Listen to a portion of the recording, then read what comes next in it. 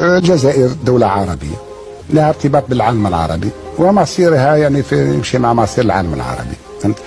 الشيء اللي نحب ناكدوا له نقول له هنا هو نتاسف، لكن اليوم العالم العربي فيه شقاقات وفيه نزاعات، والجزائر اللي كندور تعمل وهي تصفيه الاجواء ما بين الاخوان العرب. كان بعض الناس هذه ماذا بيا لكن نزيد نشير لها، وهو كان بعض الناس يشكوا باللي التضامن اللي موجود في العالم العربي.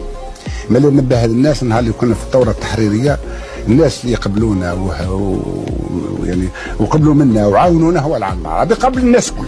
وهذا يظهر باللي كان علاقه وطيده وثابته ما بين الجزائر ما بين العالم العربي باجمعين، ما نحكوا مصر والعربيه السعوديه والعراق او كل عاونوا ثوره الجزائر قبل لا يعاونها حتى انسان اوروبي. فهمت؟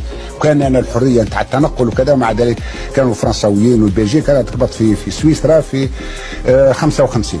يقول لي الممثل تاع الشرطه نتاعهم يقول لي احنا ما نقبلوش الناس يجوا يخدموا تكون عندهم مواقف ضد الجيران تاعنا، هكذا بكل صراحه، وخرجوني وتنفيت من هذه ما وقتلناش. ولهذا لكن كان سند يعني الثوره الجزائريه في اول كل شيء وهو العالم العربي، منها مصر والعربيه السعوديه، وكذلك اخر الامر في المغرب وتونس. وهذا ربما يوضح لنا ويوضح لبعض الناس اللي يعتبروا ان العرب جو احتلوا شمال افريقيا وغيره، هذه الخرافات القديمه. فهمت ان العالم العربي هو يعني العالم ديالنا ونتعاملوا معهم، وماذا بينا يعني اذا كان شقاق ما بين العرب الجزائر تدخل بيد المساعده للتقارب في الافكار وتقويه الجامعه العربيه وتقويه الصف العربي. يتنجر بيسوي الشتلاء ثورة استعفوا مسبوغيات،